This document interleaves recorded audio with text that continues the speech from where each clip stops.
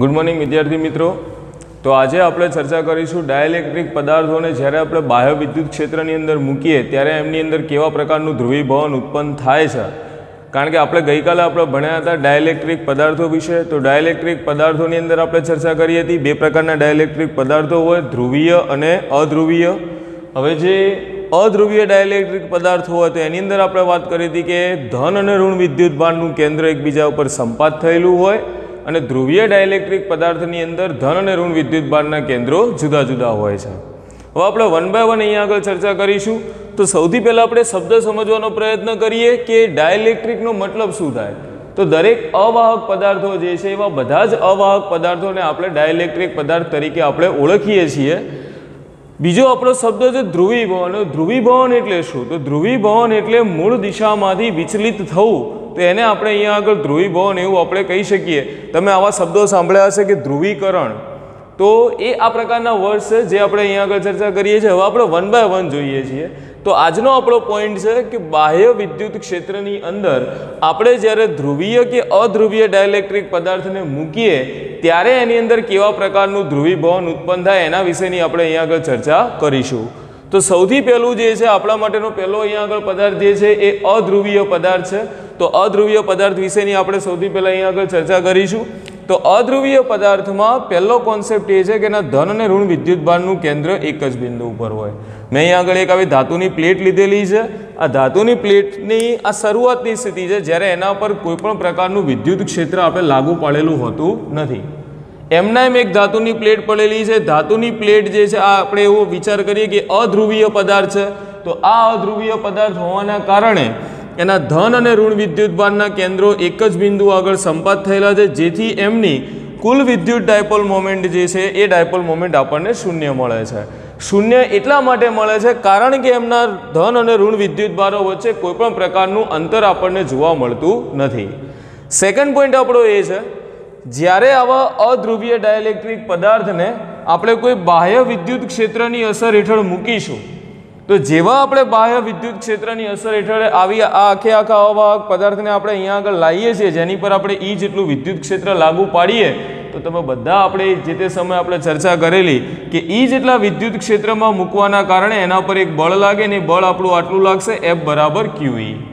હવે અંદર રહેલો જે ઇલેક્ટ્રોન જે છે ઇલેક્ટ્રોનનો વિદ્યુતભાર છે -E। તો અહીંયા આગળ આપણે એવું કહી શકીએ કે F is equal to -E into capital E। એટલે જે ઇલેક્ટ્રોન જે છે વિદ્યુત ક્ષેત્રની વિરુદ્ધ દિશામાં સ્થાનાંતરિત થવાનો પ્રયત્ન થશે। એટલે આપણા જે આપણે 6 આવા અણુકીય ડાયપોલ મોમેન્ટ આપણે દર્શાવેલી છે તો તમને જોવા એ મળશે કે ઋણ વિદ્યુતભાર જે હતો આનો એ વિદ્યુત ક્ષેત્ર આપણું આ દિશામાં છે, એનાથી વિરુદ્ધ દિશામાં ઋણ વિદ્યુતભાર ખેંચાઈને અહીંયા આગળ આવી જશે અને ધન વિદ્યુતભાર ત્યાંનો ત્યાં રહેશે। તો ઋણ વિદ્યુતભાર આમ ખસી જશે બધાના। ઋણ વિદ્યુતભાર ખસવાના કારણે હવે જે ધન અને ઋણ વિદ્યુતભારના કેન્દ્રો એક જ બિંદુ પર પ્રસ્થાપિત થયેલા હતા તે હવે અહીંયા આગળ એક જ બિંદુ પર રહેશે નહીં। ઋણ વિદ્યુતભાર પોતાનું સ્થાન બદલી નાખશે, ધન વિદ્યુતભાર પણ પોતાનું સ્થાન બદલી નાખશે। બંનેના કેન્દ્રો જે પહેલા એક જ બિંદુ આગળ પ્રસ્થાપિત હતા એ કેન્દ્રો હવે એક જ બિંદુ આગળ પ્રસ્થાપિત રહેશે નહીં અને આ બંને પોતપોતાની રીતે અલગ અલગ અહીંયા આગળ આવી રીતના થઈ જશે। આ પરિસ્થિતિની અંદર બંને વચ્ચે અમુક અંતર ઉત્પન્ન થશે। આ અંતર ઉત્પન્ન થવાના કારણે એમની વચ્ચે એક ડાયપોલ મોમેન્ટ ઉત્પન્ન થશે અને એ ડાયપોલ મોમેન્ટ એટલે જેને આપણે P તરીકે ઓળખીએ છીએ। તો શરૂઆતની પરિસ્થિતિ એવી હતી કે જ્યારે વિદ્યુત ક્ષેત્ર શૂન્ય હતું, આ પદાર્થ અવાહક જે અધ્રુવીય ડાયઇલેક્ટ્રિક પદાર્થ હતો એમના એમ હતો, એની અંદર ધન અને ઋણ વિદ્યુતભારના કેન્દ્રો એકબીજા પર પ્રસ્થાપિત થતા હતા અને કુલ ડાયપોલ મોમેન્ટ પણ એની શૂન્ય હતી। પણ જ્યારે આ પદાર્થને આપણે કોઈ બાહ્ય વિદ્યુત ક્ષેત્રની અસર હેઠળ લાવીએ છીએ ત્યારે એ પરિસ્થિતિની અંદર ઇલેક્ટ્રોન વિદ્યુત ક્ષેત્રની વિરુદ્ધ દિશામાં ગતિ કરીને સ્થાનાંતરિત થાય છે। ધન અને ઋણ વિદ્યુતભારના કેન્દ્રો જુદા જુદા થઈ જાય છે જેના કારણે બંને વચ્ચે એક અંતર ઉત્પન્ન થાય અને અંતર ઉત્પન્ન થવાના કારણે એમની અંદર એક ડાયપોલ મોમેન્ટ પ્રેરિત થાય છે। એટલે આ ડાયપોલ મોમેન્ટ પ્રેરિત થવાની જે ઘટના જે છે એને આપણે અહીંયા આગળ ધ્રુવીભવન કહીશું। તો સ્ટાર્ટિંગની અંદર જ્યારે કોઈ વિદ્યુત ક્ષેત્ર નહોતું ત્યારે કોઈ ડાયપોલ મોમેન્ટ નથી, શૂન્ય હતું। પરંતુ જ્યારે આપણે આ અધ્રુવીય ડાયઇલેક્ટ્રિક પદાર્થને એક બાહ્ય વિદ્યુત ક્ષેત્રમાં દાખલ કર્યો ત્યારે એની અંદર એક ડાયપોલ મોમેન્ટ પ્રેરિત થઈ। તો આ ડાયપોલ મોમેન્ટ પ્રેરિત થવાની જે ઘટના જે છે એને આપણે એવું કહીશું કે અધ્રુવીય ડાયઇલેક્ટ્રિક પદાર્થનું ધ્રુવીભવન થયું। તો આ આપણો પહેલો કોન્સેપ્ટ છે। સેકન્ડ કોન્સેપ્ટ કે ચલો ધ્રુવીય પદાર્થની આપણે ચર્ચા કરીએ। તો ધ્રુવીય પદાર્થની અંદર કેવું હોય, એમાં ઓલરેડી ઋણ અને ધન જે આ માઇનસ અને પ્લસ તમને જે દેખાય છે એમના કેન્દ્ર જુદા જુદા જ હોય છે. પણ તમે જોશો કે મેં એક ધ્રુવીય ડાયલેક્ટ્રિક પદાર્થ લીધો છે જેની અંદર મેં 1 2 3 4 5 અને 6 અણુકીય ડાયપોલ મોમેન્ટ મેં દર્શાવેલી છે. દરેક અણુની પોતાની અણુકીય ડાયપોલ મોમેન્ટ છે. ધ્યાન રાખજો જે શબ્દ બોલું એ દરેક અણુની પોતાની અણુકીય ડાયપોલ મોમેન્ટ છે, પરંતુ આ સમગ્ર પદાર્થની અંદર આ બધી જ અણુકીય ડાયપોલ મોમેન્ટ અસ્તવ્યસ્ત દિશાઓમાં ગોઠવાયેલી છે. તમે આ તીરો જોશો તો બધા જ તીરો જુદી જુદી દિશાઓમાં અલગ અલગ દિશાઓમાં ફેલાયેલા હશે. તો કહેવાનો મતલબ એટલો છે, દરેક અણુની આવા 6 અણુઓ છે, 6 અણુની પોતાની સ્વતંત્ર રીતે એક અણુકીય ડાયપોલ મોમેન્ટ છે, પરંતુ આ બધી જ અણુકીય ડાયપોલ મોમેન્ટ અસ્તવ્યસ્ત દિશાઓમાં ગોઠવાયેલી હોવાના કારણે તમે આ બધાનો સરવાળો કરશો તો તમને કુલ ડાયપોલ મોમેન્ટ 0 મળશે. પી ટોટલ, આ પી એટલે એને આપણે ડાયપોલ મોમેન્ટ કીધું, પી ટોટલ જે તમને મળશે એ તમને અહીંયા આગળ 0 મળશે. મેં 2 વસ્તુ લખી છે, અહીંયા લખ્યું છે પી નોટ ઇક્વલ ટુ 0. હા, એ પણ સાચું છે કે દરેક અણુની પોતાની જે અણુકીય ડાયપોલ મોમેન્ટ છે એ ક્યારે 0 હશે નહીં, પરંતુ જે એનું જે પી ટોટલ તમે આ બધાનો સરવાળો કરશો, 6 અણુકીય ડાયપોલ મોમેન્ટનો તમે સરવાળો કરશો તો તમને એની કુલ જે ડાયપોલ મોમેન્ટ મળે તમને કેટલી મળશે? 0. પણ હવે ધ્યાન રાખજો, આ જે ધ્રુવીય ડાયલેક્ટ્રિક પદાર્થ છે એને હું જ્યારે કોઈ બાહ્ય વિદ્યુત ક્ષેત્ર E ની અસર હેઠળ હું લાવું ત્યારે આની અંદર એક અસર ઉત્પન્ન થાય છે. જે પણ અણુકીય ડાયપોલ મોમેન્ટો જે અત્યાર સુધી અસ્તવ્યસ્ત દિશાઓમાં ગોઠવાયેલી હતી એ બધી જ અણુકીય ડાયપોલ મોમેન્ટો વિદ્યુત ક્ષેત્રની દિશાને સમાંતર ગોઠવાઈ જશે. આના કારણે પરિસ્થિતિ એવી બનશે કે હવે તમે આ 6 અણુકીય ડાયપોલ મોમેન્ટનો તમે સરવાળો કરશો તો હવે પરિસ્થિતિ એવી આવશે કે જે પી ટોટલ તમારું 0 થતું હતું એ પી ટોટલ તમારું હવે 0 બનશે નહીં, અને એક પરિણામી ડાયપોલ મોમેન્ટ તમને આની અંદર જોવા મળશે. અહીંયા શું ઘટના બનતી હતી? બધી જ જે અણુકીય ડાયપોલ મોમેન્ટો હતી એ બધી કેવી હતી? અસ્તવ્યસ્ત દિશાની અંદર. જ્યારે આની અંદર તમને શું જોવા મળશે? તમે જેવું આ ધ્રુવીય ડાયલેક્ટ્રિક પદાર્થમાં બાહ્ય વિદ્યુત ક્ષેત્ર દાખલ કર્યું, તેથી બધી જ અણુકીય ડાયપોલ મોમેન્ટ હતી એ બધી જ અણુકીય ડાયપોલ મોમેન્ટ એક જ દિશામાં લાગુ પડી ગઈ, અને એક જ દિશામાં લાગુ પડવાના કારણે તમને પરિણામી એક ડાયપોલ મોમેન્ટ પ્રેરિત થઈ એવું અને તમને અહીંયા જોવા મળશે. તો પરિણામી ડાયપોલ મોમેન્ટ જે અહીંયા આગળ પ્રેરિત થઈ, તો આ ઘટનાને આપણે શું કહીશું? ધ્રુવીય પદાર્થોનું ધ્રુવીભવન. તો બંનેની અંદર કોન્સેપ્ટ એક પ્રકારનો છે, તમે થોડું ઘણું સમજશો તમને સમજાઈ જશે. આની અંદર શું થાય છે? ધન અને ઋણના કેન્દ્રો જુદા જુદા થઈ જાય જેથી ડાયપોલ મોમેન્ટ પ્રેરિત થાય છે, અને આની અંદર ઓલરેડી કેન્દ્રો જુદા જુદા તો છે જ, પરંતુ આ બધા જે અણુકીય ડાયપોલ મોમેન્ટો જે છે બધી અસ્તવ્યસ્ત દિશામાં ગોઠવાયેલી હોવાના કારણે તમે એમનો સરવાળો કરશો તો એનો સરવાળો તમને કેટલો મળશે? અહીંયા આગળ 0. પણ તમે આને બાહ્ય વિદ્યુત ક્ષેત્રમાં લાવો એટલે બધી એક જ દિશામાં વિદ્યુત ક્ષેત્રને સમાંતર દરેકે દરેક અણુકીય ડાયપોલ મોમેન્ટ ગોઠવાઈ જશે, જેના કારણે તમને હવે પી ટોટલ જે 0 મળતું તે 0 મળશે નહીં. આ બધાનો તમે સરવાળો કરશો, 6 એક જ દિશામાં છે, સદિશ સરવાળો કરશો એટલે તમને આની કંઈક વેલ્યુ તમને જોવા મળશે. તો આને આપણે એવું કહી શકીએ કે ધ્રુવીય પદાર્થોનું ધ્રુવીભવન થયું એવું કહેવાય. તો આ બે આપણા ધ્રુવીભવન થયા.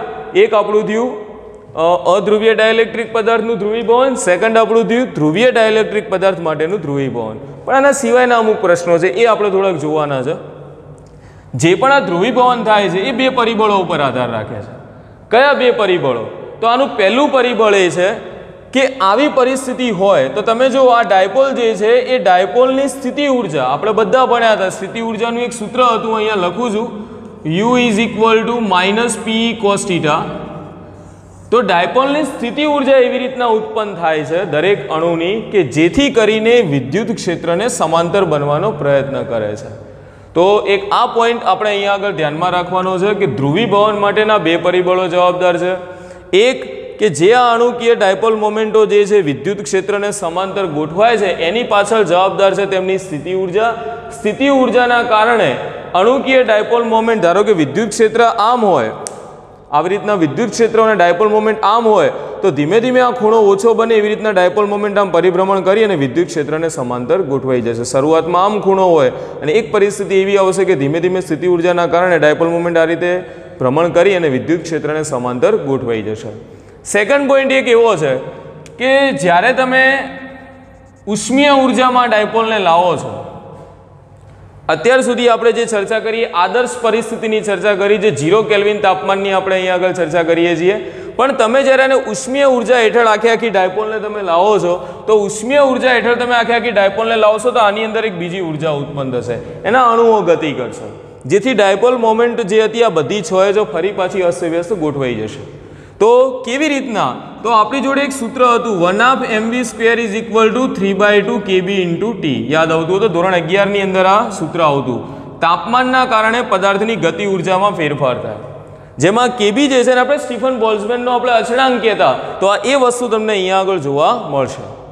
તો આ બે પોઈન્ટ આપણે ખાસ ધ્યાનમાં રાખવાના છે કે વિદ્યુત ક્ષેત્રને સમાંતર બનાવવા માટેની સ્થિતિ ઉર્જા જવાબદાર છે, જ્યારે ઉષ્મીય ઉર્જા જે છે એ ડાયપોલ જે છે બધી ડાયપોલને અસ્તવ્યસ્ત કરવા માટે જવાબદાર છે. તો બે પરિબળો આપણે વ્યવસ્થિત ધ્યાનમાં રાખવાના છે. હવે એક બીજો શબ્દ છે ધ્રુવીભવન કહેવાય કોને? ધ્રુવીભવનને ઇંગ્લિશની અંદર આપણે પોલરાઇઝેશન કહીએ છીએ. તો પોલરાઇઝેશન એટલે શું? તો પોલરાઇઝેશનની એવી વ્યાખ્યા છે કે એકમ કદ દીઠ કુલ વિદ્યુત ડાયપોલ મોમેન્ટ, ધ્યાન રાખજો, એકમ કદ દીઠ કુલ ડાયપોલ મોમેન્ટ એટલે પી ટોટલ જે છે એને આપણે પોલરાઇઝેશન કહીએ છીએ. અને આવા પોલરાઇઝેશનને આપણે સદિશ પી, કેપિટલ પી વડે આપણે એને દર્શાવીશું. હવે એક બીજો પણ છે, ચલો અહીંયા આગળ આપણે ચર્ચા કરી ધ્રુવીય અને અધ્રુવીય ડાયલેક્ટ્રિક પદાર્થની, પણ એક બીજો ડાયલેક્ટ્રિક પદાર્થ છે જેનું નામ છે રેખીય સમદિગ્ધર્મી ડાયલેક્ટ્રિક પદાર્થ. શું નામ આપીશું એનું આપણે? રેખીય સમદિગ્ધર્મી ડાયલેક્ટ્રિક પદાર્થ. હવે રેખીય સમદિગ્ધર્મી ડાયલેક્ટ્રિક પદાર્થની અંદર કઈ પરિસ્થિતિ જોવા મળે? તો આની અંદર એક કોન્સેપ્ટ એવો છે કે જ્યારે પદાર્થનું કુલ પોલરાઇઝેશન અથવા તો એની કુલ ડાયપોલ મોમેન્ટ જે છે એ ડાયપોલ મોમેન્ટ વિદ્યુત ક્ષેત્રના સમપ્રમાણમાં હોય અને તેની દિશામાં હોય. કુલ જે એનું પોલરાઇઝેશન જે છે, એટલે કે તમે આ પ્રમાણે વિચારી શકો, આ કુલ પોલરાઇઝેશન જે છે એનું વિદ્યુત ક્ષેત્રની દિશામાં હોય અને એના સમપ્રમાણમાં હોય છે. હવે ચલે છે દૂર કરવું એટલે આપણે આવું લખવું પડે પી ચલે જઈ, આ પોલરાઇઝેશન જે છે વિદ્યુત ક્ષેત્રના સમપ્રમાણમાં છે એની કુલ ડાયપોલ મોમેન્ટ. હવે ચલે છે દૂર કરવું હોય તો મારે અચળાંક મૂકવો પડે, ને અચળાંક તરીકે અહીંયા આગળ કાય ઈ મૂકવામાં આવે છે. એક્સ જેવો સિમ્બોલ છે, તમે જોશો તો આમ ઉપરથી આમ ખેંચેલું એ પ્રકારનો આખો સિમ્બોલ છે ને એને અહીંયા કાય ઈ લખ્યું છે. આ કાય ઈનો મતલબ થાય ને ઇલેક્ટ્રિક સસેપ્ટિબિલિટી કહેવામાં આવે. શું કહેવામાં આવે એને? Electric susceptibility. હવે આની જગ્યાએ આપણે ઘણી વખત આપણે ચુંબકના ચેપ્ટર ભણીશું એટલે કાય એમ પણ આવશે, નીચે એમ આવે એટલે એને મેગ્નેટિક સસેપ્ટિબિલિટી કહીશું. તો આ બે પરિસ્થિતિઓ આપણા માટે જુદી જુદી છે. તો ઘણી વખત એક એમસીક્યુમાં આવે તો ધ્યાન રાખજો, રેખીય સમદિગ્ધર્મી, સમદિગ્ધર્મીનો મતલબ કોઈ એક દિશામાં ગુણધર્મો સમાન હોવા. તો જે ડાયપોલ મોમેન્ટ જે વિદ્યુત ક્ષેત્રની દિશાને સમાંતર બને છે, તો એ વિદ્યુત ક્ષેત્રની જે દિશા હશે એ દિશાની અંદર એ જે વિદ્યુત ડાયપોલ છે એના ગુણધર્મો આપણને સમાન જોવા મળે છે. એટલે કે પી ચલે છે આપણે ઈ કહીશું, ચલે જે દૂર કરવું હોય તો એના માટે આપણે અચળાંક મૂકવો પડે, અચળાંક તરીકે આપણે કાય મૂકીએ છીએ જેને આપણે ઇલેક્ટ્રિક સસેપ્ટિબિલિટી કહીએ છીએ. તો આ આજની આપણી થિયરી થઈ. જે પણ આપણી થિયરી હતી એ શેના માટેની હતી? તો ધ્રુવીય અને અધ્રુવીય ડાયલેક્ટ્રિક પદાર્થના ધ્રુવીભવન વિશેની આપણે અહીંયા આગળ ચર્ચા કરી છે. આઈ હોપ કે તમને બધાને આની અંદર વ્યવસ્થિત રીતના તમને ખબર પડી હશે. બરાબર, તમારે કોઈને આનો સ્ક્રીનશોટ લેવો હોય તો પણ તમે લઈ શકો છો. અને જો તમને આની અંદર કોઈ પણ પ્રકારની તકલીફો હોય તો એ તકલીફો તમે મને વોટ્સઅપમાં પણ તમે મને કહી શકો છો. Thank you.